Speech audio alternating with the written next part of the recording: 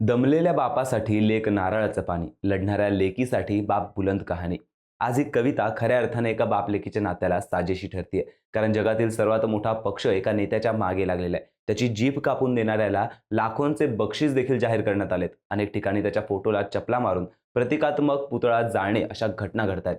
अशा वेळी त्या बापाने या गोष्टी होणार असतील तर कुशाल जीभ कापा असे थेट आव्हानच दिले. पण अशा संकटांच्या काळात त्या बापाची लेक ढाल बनत बापासाठी मैदानात उतरली आहे. तिने थेट छत्रपती शिवाजी महाराजांचे विचार सांगत आणि राज्यपाल राहिलेल्या एका नेत्याचा दाखला देत रस्त्यावर उतरलेल्या सर्वात मोठ्या पक्षाच्या नेत्यांना आणि कार्यकर्त्यांना सडेतोड उत्तर दिले.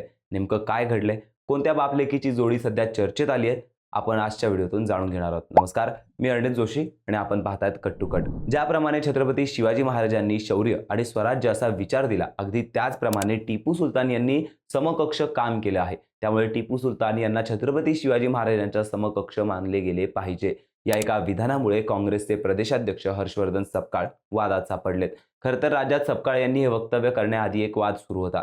पण सपकाळ यांनी त्या वादावरती बोलताना छत्रपती शिवाजी महाराज आणि टिपू सुलतान यांची तुलना केल्यामुळे सपकाळ वादात अडकलेत. भाजपने देखील मालेगावच्या दिशेने लावलेले टीकेचे तोफखाने सपकाळ यांच्या दिशेने वळवले. त्यामुळे सपकाळ अडचणीत अडकलेत. अशा वेळी सपकाळ यांची कन्या आपल्या बापासाठी मैदानात उतरली आहे. पण या वादाचं नेमकं मूळ कुठे आहे, तर मालेगाव येथील शान ए हिंद निहाल अहमद यांच्या दालनात फक्त टिपू सुलतान यांची प्रतिमा असल्याचा एक फोटो समोर आल्याने मोठी खळबळ उडाली आहे. विशेष म्हणजे छत्रपती शिवाजी महाराज, डॉक्टर बाबासाहेब आंबेडकर यापैकी एकाचाही फोटो तेथे नव्हता.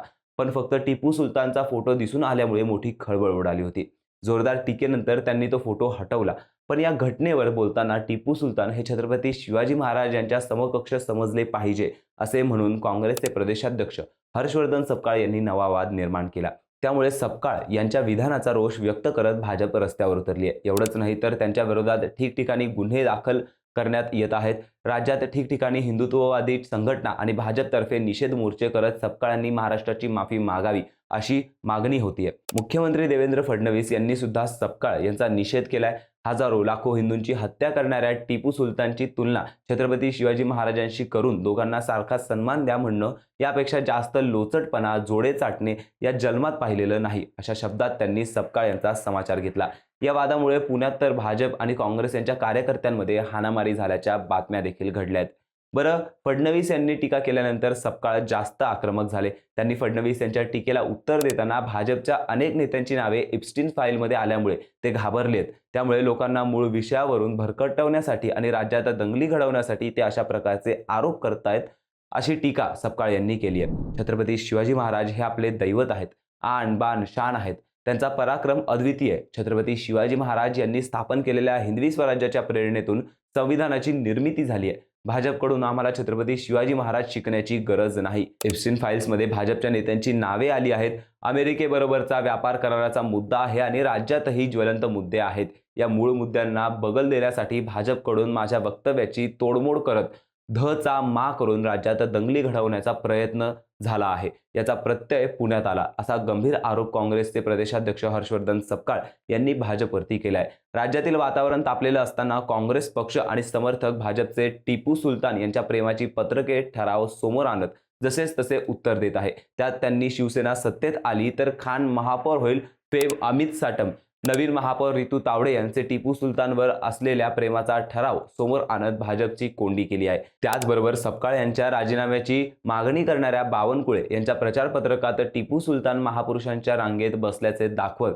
भाजपला खोटेपणा दाखवण्याचा प्रयत्न केला. त्यामुळे आगीत तेल ओतण्याचा प्रकार झाला आणि वाद आणखी वाढला. बरं, एवढंच नाही तर अहिल्यानगर आणि जालन्यात तर पुढची पायरी गाठल्याचं दिसून आलंय. कारण हर्षवर्धन सपकाळ यांच्या तोंडाला काळं फासणाऱ्याला 2 लाख रुपयाचं बक्षीस देऊ अशी घोषणा भाजप आमदार नारायण कुचे यांनी केली आहे. तर सपकाळ यांची जीभ छाटणाऱ्याला 10 लाख रुपयाचे बक्षीस देण्याची घोषणा अहिल्यानगरचे भाजप नेते अनिल मोहिते आणि बाबासाहेब सानप यांनी केली आहे. त्यावरती सपकाळ यांनी पलटवार केलाय. ते म्हणाले की माझी जीभ कापल्यानंतर जर भारतीय शेतकऱ्यांचे अमेरिकेतून होणाऱ्या आयातीपासून संरक्षण होणार असेल, ही अन्यायकारक ट्रेड डील रद्द होऊन शेतमालाला भाव मिळणार असतील, शेतकरी कर्जमुक्त होणार असेल, भाजप हिंदू मुस्लिम द्वेषाला खतपाणी घालणार नसेल आणि चीनने बळकावलेले भूभाग परत मिळणार असेल तर माझी जीभ नक्की कापा. असे आव्हान सपकाळ यांनी दिलंय. हे सांगताना त्यांनी मी छत्रपती शिवाजी महाराज यांच्याबद्दल काही चुकीचं बोललेलो नाही. छत्रपती शिवाजी महाराज यांची कीर्ती महान आहे. परंतु भाजपने माझ्या विधानाला धचा मा करून महाराष्ट्र पेटवण्याचा प्रयत्न केला, दंगली घडवण्याचा प्रयत्न केला. त्यामागे कारस्थान समजून घेतलं पाहिजे. अमेरिकेबरोबरचा व्यापार करारामुळे भारतातील शेतकऱ्यांचे जीवन उद्ध्वस्त होणार आहे.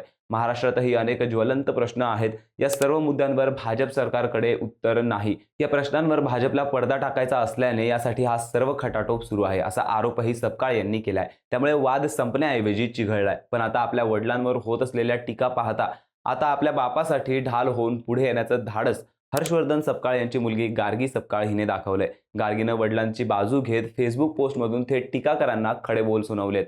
गार्गीने आपल्या पोस्टमध्ये लिहिलंय की माझ्या वडिलांचं मूळ वक्तव्य अतिशय स्पष्ट आणि संदर्भासह होतं. शिवाजी महाराजांचा पराक्रम अद्वितीय आहे. त्यांच्या विचारांपासून प्रेरणा घेऊन टिपू सुलतान यांनी कार्य केलं. महाराजांप्रमाणेच त्यांनी कुठलीही विषारी विचारांना थारा दिलेला नाही. ज्यांनी सत्तेसाठी गद्दारीची परंपरा जोपासली अशा विचारसरणीच्या लोकांनी तरी महाराजांच्या विचारांचे धडे महाराष्ट्राला देण्याचं ढोंग करू नये. आपल्याला प्रेम, करुणा, न्याय आणि बंधुतेच्या मूल्यांवर उभं राहायचं आहे आणि त्याच मूल्यांवर महाराष्ट्र घडवायचा आहे. सत्य ओळखा आणि सत्याच्या बाजूने एकजुटीने उभे राहा. खऱ्या स्वराज्यासाठी एकत्र लढा, असं म्हणत गार्गी हिने सपकाळ यांच्या विरोधात आक्रमक झालेल्या भाजपला आरसा दाखवलाय. बरं, बापासाठी पुढे येण्याचे गार्गी यांची ही काही पहिली वेळ नाही. तर हर्षवर्धन सपकाळ हे जेव्हा प्रदेशाध्यक्ष झाल्यानंतर एका भावनिक पत्र त्यांनी लिहिलं होतं. समाज माध्यम, वर्तमानपत्रे आणि बातम्यांमध्ये हर्षवर्धन सपकाळ कोण या चर्चेला उधाण आलेलं होतं. अनेकांनी त्यांच्या जीवन प्रवासाचा आणि कार्याचा अत्यंत सखोलपणे आढावा घेतलाय. काहींनी नियुक्तीबाबत टीका सुद्धा केल्या. पण एक मुलगी म्हणून या नियुक्तीबाबत मला खूप अभिमान वाटतो असे सांगत तुम्ही माझे हिरो आहात आणि कायम राहाल अशा शब्दात गार्गी यांनी आपल्या भावना मांडल्या होत्या. पण चर्चेत आलेल्या गार्गी सपकाळ नेमकं कोण आहेत? तर गार्गी सपकाळ या दंतचिकित्सक असून त्या निर्माणसारख्या सामाजिक उपक्रमांशी जोडलेल्या आहेत. त्या फक्त सोशल मीडियावर व्यक्त होत नाहीत, तर ग्राउंड लेवलवर देखील काम करतात. त्यांनी दिल्लीतील शेतकरी आंदोलनातही सक्रिय सहभाग घेतला होता. त्या कॉलेज आणि शैक्षणिक संस्थांमध्ये जाऊन तरुणांची लोकशाही आणि संविधान या विषयावरती संवाद साधत असतात. तसेच ग्रामीण भागातील महिला बचत गटांना तांत्रिक आणि वैद्यकीय सहाय्य मिळवून देण्यासाठी त्या प्रयत्नशील असतात. डॉक्टर असल्याने ग्रामीण भागात मोफत दंत तपासणी आणि आरोग्य शिबिरे आयोजित करण्यात त्यांचा भर असतो. अशा ह्या गार्गी सपकाळ यांनी वडील हर्षवर्धन सपकाळ यांच्या मदतीसाठी धावून आल्यानंतर सपकाळ यांचे समर्थन करण्यासाठी लोकसभा खासदार, ओबीसी आणि इस्लाम पार्टी मैदानात उतरल्याचे दिसून आलं आहे. मालेगावच्या उपमहापौर दालनातून सुरू झालेला हा वाद कोठे जाऊन थांबणार हे पाहणं महत्त्वाचं ठरणार आहे. या सगळ्याविषयी तुम्हाला काय वाटतं? कमेंट करून नक्की सांगा आणि अशाच रोजच्या घडामोडींसाठी कट टू कटला नक्की सबस्क्राईब करा.